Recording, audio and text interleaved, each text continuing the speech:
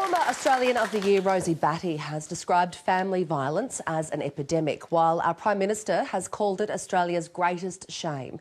But still, on average, 2 people a week die at the hands of their partner. Studio 10's David Robertson has this special report.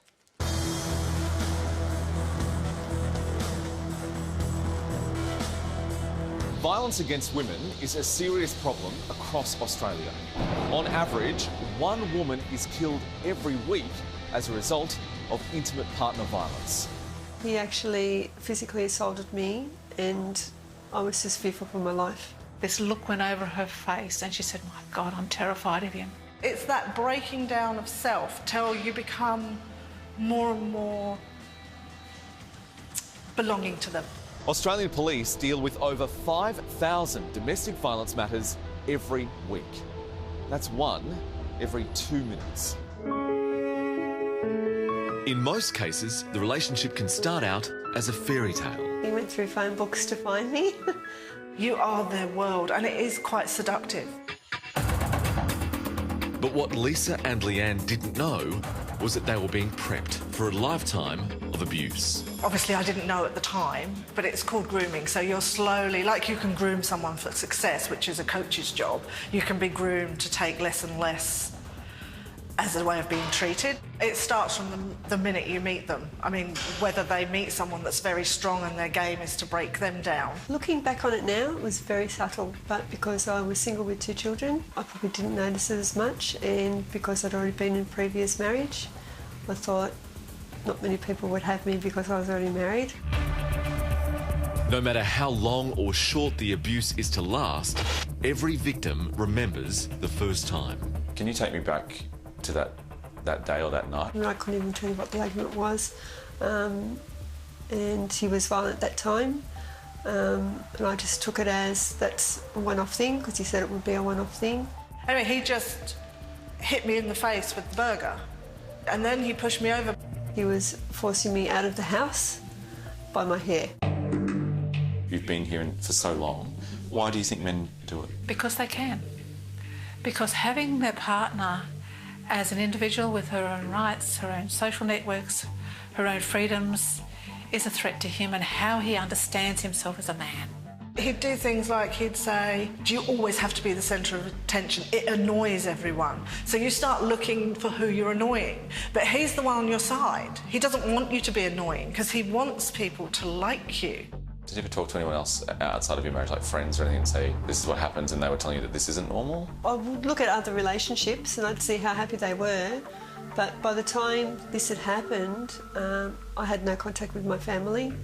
I had no contact with friends. He wasn't regularly abusive. I couldn't even give you it happened every 6 months. For him, and for a lot of them, it was about real control over me. If I'd forgotten who was the boss, then he'd remind me who's boss. How? Physically. Domestic and family violence is the principal cause of homelessness for women and their children. So deciding to leave can be the difference between life and death. I actually find this story really hard to tell, but I tell it because I want people to get how hard it is to get to that point. It was my home, my family, everything I'd worked for, and all I had left in life was what people perceived I had. That was all I had left. But I had a friend who'd been in an abusive relationship for 16 years, and she was always going to leave. I'm just going to get the first kid to school and then the second kid to preschool, and it went on. She said she was leaving and she had a bad hip. And she said, "Once this is sorted, I'm out of here." And the hip was cancer, and she died. And then once she died, I kept thinking, I'm thinking I've got a year, I've got 2 years. What if I've only got a week? Do I really want to spend the rest of my existence like this? And by this time, my daughter, which was 5, she was starting to step in to protect me. A lot of people say to these women, "Why do you stay and why don't you just leave?" What are your answers to that? So women will ask themselves, "Diane, what's wrong with me? Why am I staying with him?"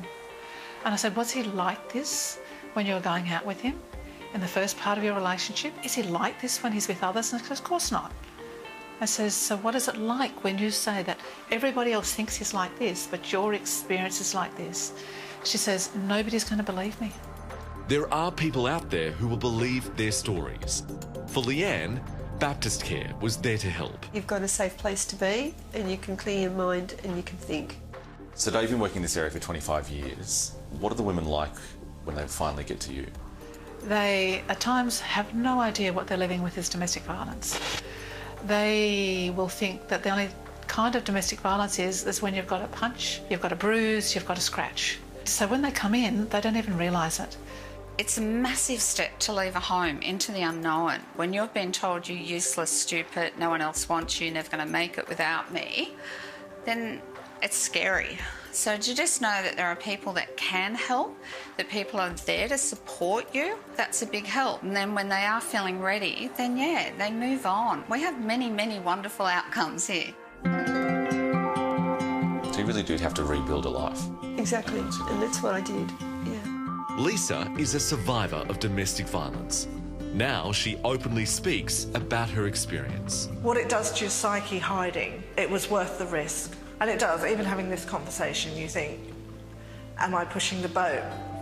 Lisa now lends her voice to Mary's House, a new refuge on Sydney's lower North Shore that will aim to provide crisis accommodation for women and their children who are victims of domestic violence. But as we know, domestic violence does not respect postcode. So in our community, there is a lot of domestic violence. So we felt that certainly we should be catering for that.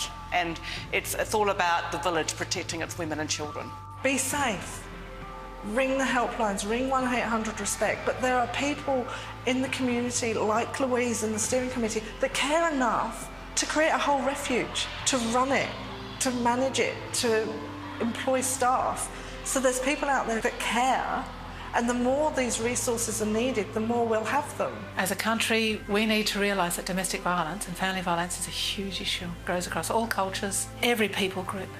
We need men to stand up and not tolerate sexism in any kind of form and respect women. We have to keep the conversation going and have spaces where we can do that. Programs like this, let's talk about it. Because as we talk about it, the secrets are broken. The challenge that we face is addressing the consequences of this violence and making women safer on the streets, safer at home, and safer online. After decades of ignoring domestic violence, Australians have learnt to condemn it. It's time to keep this conversation going and put an end to this violent epidemic.